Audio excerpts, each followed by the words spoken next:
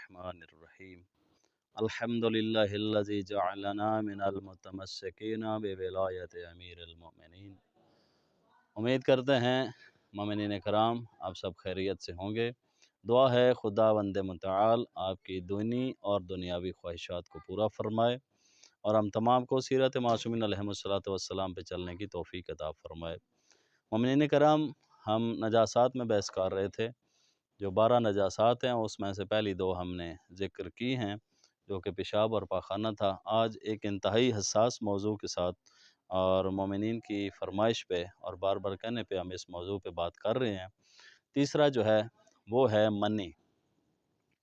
منی جو شہوت کے ساتھ آپ کے جو پیشاب کا مقام ہے وہاں سے جب نکلتی ہے، اور جس کے نکلنے کے بعد چاہے آپ سوئے ہوئے ہوں یا جاگ رہے ہوں، دونوں صورتوں میں جب آپ کے مقام پیشاب سے منی نکلے گی اور اس کے بعد آپ کے جسم اور اعضاء ڈھیلے پڑ جائیں اور سست پڑ جائیں، تو بنا بر احتیاط وہ جو منی ہوگی وہ نجس ہوگی۔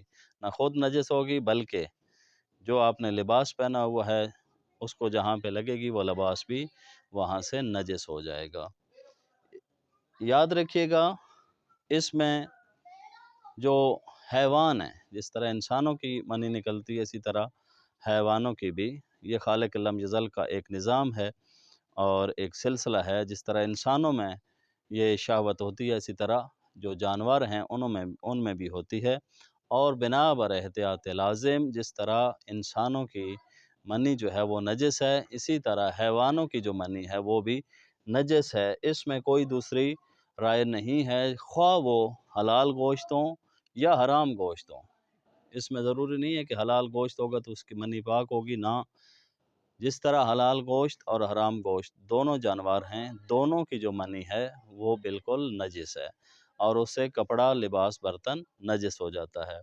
چاہے وہ حلال گوشت ہوں، چاہے وہ حرام گوشت ہوں، چاہے وہ صحرا میں رہتے ہوں، چاہے وہ دریا میں رہتے ہوں، منی ہر ایک جاندار کی جو ہے وہ نجس ہے۔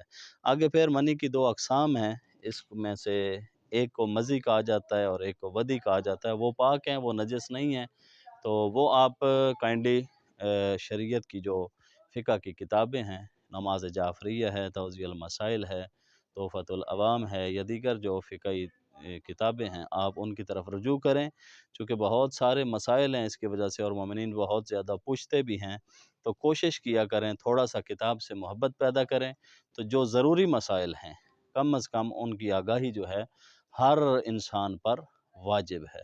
وآخر دعوانا ان الحمد للہ رب العالمین۔ اللہم صلی علی محمد وآل محمد وعجل فرجہ محمد۔